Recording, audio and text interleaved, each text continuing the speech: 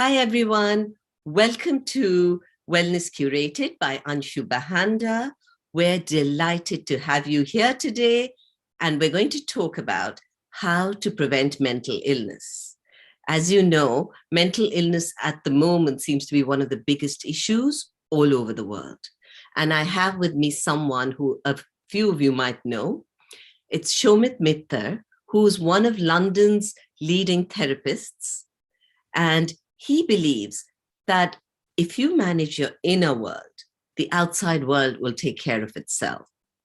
And we will help you deal with turmoil and serious life difficulties, as well as he also works with people who don't have like major issues, but just simply want to fly, as he says.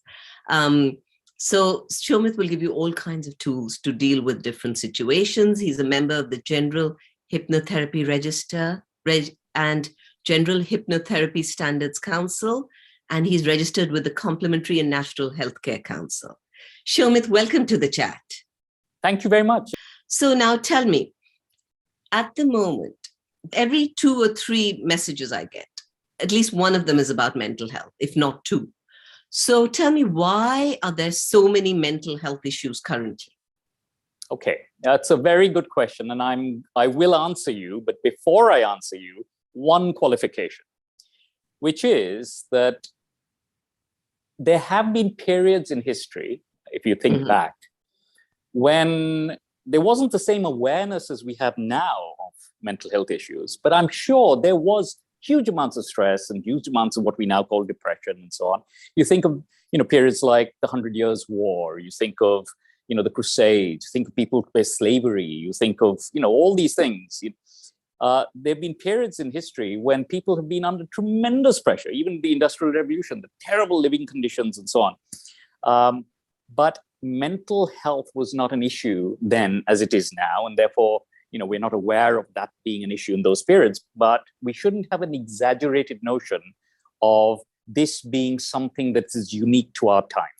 I think it's happened in other times. It just wasn't seen the way we see it. With that qualification in place, coming to today, I think there are 2 things that I'd like to highlight.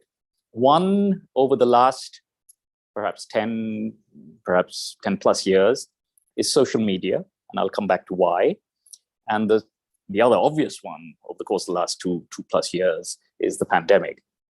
Now, I'll come to the pandemic first. We are a gregarious species. We like to go out, we like to meet, we like to have human contact. And to lock us up and not allow us to have human contact, with good reason, because of the spreading of the virus and so on, makes for stresses that are not only in the kind of obvious ways. Kids don't just go to school in order to learn lessons. They go to school to play, they go to school to interact, they go to school to do team building things, all of which requires genuine human interaction. But the other thing that I found in my work, which is quite interesting, sad but interesting, is that it's brought to the surface a number of things that have been issues but were suppressed because our busy lives kept them concealed. So, for example, I've seen a huge spike, and I saw over the pandemic a huge spike in marriages falling apart. Why, you would think? Now, you think of a couple that have kids, they go to work, husband goes to work, wife goes to work, kids go to school, they come back, they manage the kids and so on, have a drink in the evening, go to bed, and do that again, and do that again. There's very little interaction in that sense within the family, right? They're out there in the world doing their thing. Suddenly, you're locked up with your immediate family, and all kinds of little tensions that never were apparent before suddenly start surfacing. And I've had bizarre stories of one husband just texting his wife downstairs and saying, just to let you know, I'm leaving the house and I won't be back. He went and stayed at a B&B, So crazy effects as a result of being isolated. Social media, more generally, has, again, 2 effects. One is the artificiality of the contact. It's not genuine human contact. The interface. I mean, you and I are talking. It's convenient to talk on this interface, But obviously, if we were in the same room, the quality of our human interaction would be better. That's the obvious one. But the other thing with social media is that there's artificiality in another sense. People tend on, to project an image of their lives that is idyllic. They're all having perfect holidays and they have huge success and everything is hunky-dory. And at the receiving end of that, there's a tendency often I've found amongst clients to compare the idyllic lives that everybody else is having with the relatively humdrum life that you are having, and then you feel, less than. And that's one of the things we can't cope with, feeling less than. We like to feel good about ourselves, and social media has the effect of often making us feel not so good about ourselves. Right. Shomit, I feel like there's another thing besides the things you've said, and that is the fact that it's social media and the internet. Our brains are always occupied. So we don't have downtime. We don't have rest and recover time. So it's not just about feeling better than someone else or feeling as good as someone else. It's also the fact that the brain is constantly running, it's buzzing. So we don't have any downtime. It's not, yes, that's a very good point. And I'll add to that. It's not just the brain is occupied, but it's in the nature of social media that the brain hops from one thing to another, to another, to another. You're on a screen, another screen pops up, you go to that screen and so on. Now, that is very stressful. And I'll explain why. Every time your brain moves from one thing to another thing, there's a release of cortisol because you've got to up your game. You've got to up your game to deal with this new thing. What is this new thing? Who's this? What's happening here? And then as you've got used to it and your cortisol level goes down because you relax into it, something else pops up. So again, you go to that and then you up your level again. So you're always upping your cortisol level to deal with a new thing. You can't settle. So that's a very, very good point. Yeah, absolutely. Absolutely. So social media and the internet, which hurts us in a lot of ways. Now that we know that there's a lot of mental health issues, how would we recognize if something is starting either within us or someone in our family? Because one of the biggest things is to put your finger on it. Yeah, absolutely. You've heard the term fight, flight. So fight, fight is a term that describes a reaction in the brain to imminent danger. It's a very ancient paradigm in the brain. When the woolly mammoth is going to attack me, I will go into fight mode. I will kill the woolly mammoth. Or I will go into flight mode. I will run away from the woolly mammoth. And there's a third F, which is freeze. When the woolly mammoth attacks me, I will play dead and hope the woolly mammoth goes away. So those are the three signs. Fight, which means that when you notice that someone's getting very stroppy, very easily irritable, flies off the handle, prone to rage, that's a sign. Flight, when they get increasingly isolated, they lock themselves away. Teenagers often do this. They go off to their bedroom, lock the door, don't want to see anybody, don't want to eat, So when they get more and more isolated, that's not a good thing. And freeze, when people have brain fog, they can't think clearly, they're finding ordinary things difficult, focus is difficult. That's, to give you one trivial example of that phenomenon, a client of mine reported to me one day that she got 3 parking tickets in 1 week just because she forgot to pay the parking. She was so stressed that she, parked the car. She would always park them. It's a silly little thing, but it's a clear sign. Why are you forgetting to do an ordinary thing like paying a parking, a meter? Because you're stressed, because you're looking out for the woolly mammoth and you've forgotten about this silly thing. So those are the 3 things: irritability, rage, anger, isolation, and brain fog. Okay. So irritability, stroke, rage, and anger. Isolation. And you're saying even with teenagers, if they isolate too much, we should be looking into that? Yeah, a certain amount of isolation in teenage years is quite healthy. They're doing their own thing. They don't want, Mom, get off my back. Okay, so that's perfectly healthy. They're growing independently. They can't be, supervised by you all the time. They're asserting their independence. That's different. It's when you get isolated, you don't want to meet people, you're not going out at all, don't want to meet your friends. Isolation in that sense. When they go into a cave, you don't want people going into a cave. Okay. And the third thing you said was if people get brain fog or they tend to freeze. Yeah. So watch out for those three. Thank you. Now tell me, in terms of maintaining a healthy mind, what are the best ways of maintaining a healthy mind? So, things will be thrown at us. This is life. So there's good circumstances, there's bad circumstances, there's pandemics, there's wars, there's all kinds of things. And there's things that happen in our personal lives. What would you recommend to just maintain a healthy mind? Okay. So let's take the analogy of the body. How do you maintain a healthy body? By nourishing it, by exercising it, and by resting. And you do the same for the mind. But with the difference that with the mind, nourishing it and exercising it is much the same thing. When you exercise the mind, in effect, you nourish it. So you've got to be an explorer. You've got to, do new things, challenge the mind, take it, whatever it takes. There's no one thing that you can do that is the best thing. It's whatever takes your fancy. Read, do puzzles, whatever it takes. I'll give you an example. I'm visiting my 94-year-old mother here in India. And every morning she does the accounts. And she will write down, gave so-and-so 200 rupees, paid 30 rupees for this and 20 rupees for this and 27 rupees for that. And she tots it all up in the old way with the carryover and all the rest of it and so on. She's 94 and touch wood. Fortunately, she's physically able to do all that. But that's an active mind. She's doing all the calculations, and she goes and she reads reads the papers and has huge discussions with me about politics and the state of the world and, Boris and, all that. That's, you got to have aliveness in the mind. That's health, but also rest. I'll explain how rest works. Imagine a library, a college library, let's say, and the library is open from 9 till 5. And the librarian deals with all the students coming in, taking books, returning books. All the books that are returned and the new books that are bought are in a big pile. And the librarian can't put them away because the students are coming in and out. When the library closes at 5 o'clock, she gets an opportunity to put the books back on their appropriate places on the shelves. If in a library, in a big library, you don't put it in exactly the right place, you'll never find that book because it could be lost. There are thousands of books. So when we sleep, when we rest, the brain is still active, but it's doing all the putting away of things and ordering things and tidying things up. So rest is very important. So stimulate I always talk about day mode and night mode.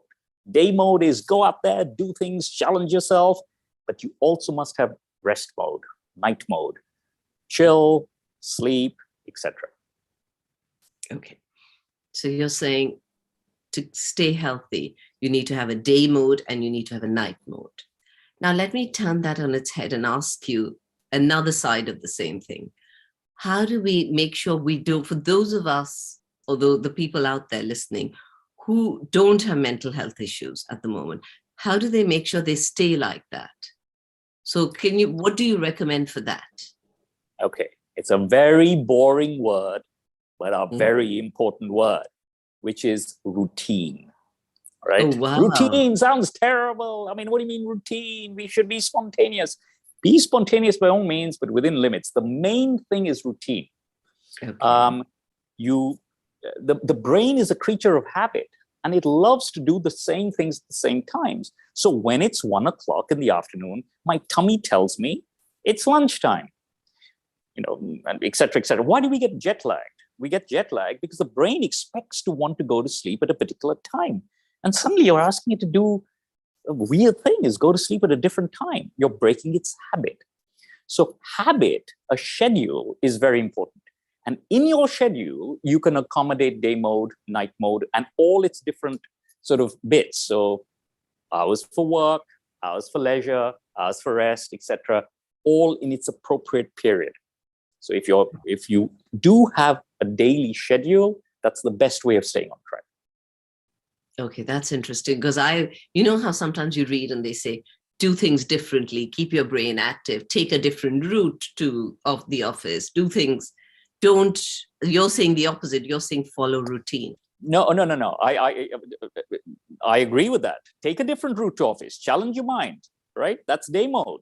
Do new things, new puzzle, new book, new this, new that. Right. But the routine element is the time element. It's a way of structuring the day so that you're not exploring the world at 3 o'clock in the morning and then sleeping at 2 in the afternoon. It's the routine has to do with the way you structure your explorations. So by all means, do things in different ways, but try and do it at the same times of day. So are you talking about the circadian rhythm? Yeah, Circadian rhythm. yeah. Well, Or- yes, that's one aspect of it. You've got to be in sync with the circadian rhythm, but that's a very big overarching rhythm. I'm breaking it down into, what are your meal times? What are your work times? What are your leisure times?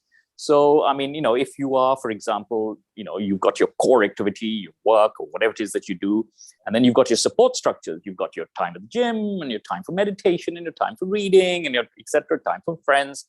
There's a time for each thing. And if you start mixing up those things, then many things fall by the wayside. And either work doesn't get done because you're doing something else, or people say to me, "Oh, I didn't get to the gym for the last month because I got caught up with this or that." No, if there's a time for it, your body will tell you, your mind will tell you it's time for that thing, and you'll do it. Okay. And tell me something. So in terms of preventing mental health issues, what is the single most important thing that you would say? Either don't do or stick to this. I know you're saying that routine is a good thing, but I mean, like some people say meditation, some people say, is there one element that you would say, pick this and this will sort you out? This will make sure you're okay. I see what you mean. Meditation and all that is great. They're support structures. But the one most important thing, overriding, bigger than anything else, is have a meaningful goal for your life, for your day. And by your life, I don't just mean the macro vision. What am I going to do for the next 10 years? Even for your day, for your week, for your month, have a meaningful goal. Something that gets you out of bed, that gets you excited, that gives meaning to your life. The single deepest, most profound imperative that impels us as human beings is to feel that I am somebody. I add up to something in the world. I have a contribution to make. My life has meaning. And one of the most awful sources of mental health problems and so on is the gradual erosion of that thing. So if you get up out of bed in the morning and you just don't know, what am I doing? Why am I here? So always make sure you have a goal. The goal can be a very big goal or a small goal. It can be to do with you. It can be to do with others. It doesn't matter, but there must be a goal. So I have a friend here in India, in Delhi, who runs a charity that has a huge charity, that the goal of which is universal primary education for children in India. Now, that's a massive goal. It's a huge thing. It started many years ago, 20 years ago, as a small little slum in Bombay. And she did the whole Western India, the whole of Northern India, the whole of, etc. It's a huge project, but it's meaningful. But that's a big thing. Not everyone can take on something of that size. So you can have a very small goal. I mean, again, coming back to my mom, I was visiting. It's very sweet. She still believes that I'm a child coming back from boarding school. So she's racking her brains as to what are the foods he likes. Yes, absolutely. And his room must be tidied up and this, that. It's very sweet, but it gives her meaning. It gives her a sense of purpose. My visit was being built up to for about 3 weeks before I arrived because she was getting things ready and this and that. It gave her focus, drive, alertness. So you must have a goal. That's the single biggest thing. Okay. So you're saying a goal or purpose to your life. Absolutely. And short-term, medium-term, and long-term, all of them are important. All of them are important, but the scale is not important. It doesn't matter if you can't save the world. It just matters if you do something that very small, but it has meaning for you. Wonderful, wonderful. And lastly, Shomit, if you give us sort of 5 tips that we can go away with, that we can incorporate into our lives, which will help us with, will help prevent mental health issues, keep a healthy mind. Okay, let me give you 6, because some of it will recap things I've said before, but I'll structure it. 2 for your work life, 2 for your leisure life, 2 for rest, okay? So 2 for your work life, 1, obviously, have a goal. 2, we've talked about it, have a routine so that you fulfill that goal. That's very important. Many people have goals, they have dreams, ideals, but it doesn't get done because you get waylaid. So not only must you have that goal, that is where I'm headed, but you must make sure you don't go off the path. You must make sure that you get a unit of that work, a unit of progress towards that goal done every day. Okay. So, and you don't have to do a great deal, just have to do your little bit every day and you'll get there. But that's very important. I'm going down this road and I do that little bit every day. Okay. So goal and schedule, right? With leisure, two things: exercise your body and exercise your mind. We've talked about exercising the mind, but exercising the body is a very important part of mental health because it gives structured expression to the flight response of the brain. We talked about flight, running away from the woolly mammoth. So when you're stressed, or even when you're not stressed, it's very good to go for a run, go for a walk, get away from it all. When people go for a run, they're not just looking at their Fitbit and how many steps did I do. They're also, for a little while, getting away from it all. They're out there, they're, sort of the sun is setting, the gulls are in the sky. There's a getting away factor with exercise. That's very important. And two, for rest. One, we talked about sleep. Sleep and routine are very important. Sounds boring, but you've got to try and go to sleep at the same time every day and wake up at the same time so that you sleep deeply. The brain is expecting to sleep. You give it what it expects and it feels very safe and rested and all the rest of it. But also the other part is, and this is overlooked, it's a very trivial sounding word, but it's overlooked, and I think it's very important, is fun.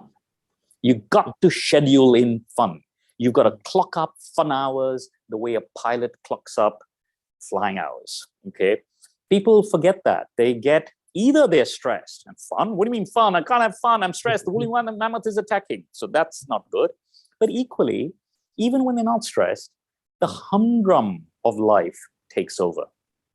And that is to be avoided. You've got to, you can't just sink into your chair and do the same old thing and fall asleep. That's not good. You need that fun value. So you need to schedule it in the way you would schedule in a client meeting. You need to know, I'm going off to do this, and I'm really excited about going to that play, or I'm really excited about meeting these old friends who are visiting, or whatever it is. There has to be a lot of fun, because when we have fun, everything rejigs in the brain. Lots of things fire that don't fire otherwise.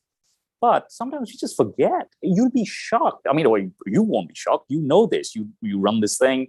You're talking to people all the time. I'm sure others have said it as well. But it is quite shocking. I find it sad how many people just allow fun to slip out of their lives. They just fall into something very boring. That's the downside of routine, by the way, which I am against. They just do the same thing. There's no fun. Everything's an uphill battle, and they give up. So fun. Okay, that's very, very good.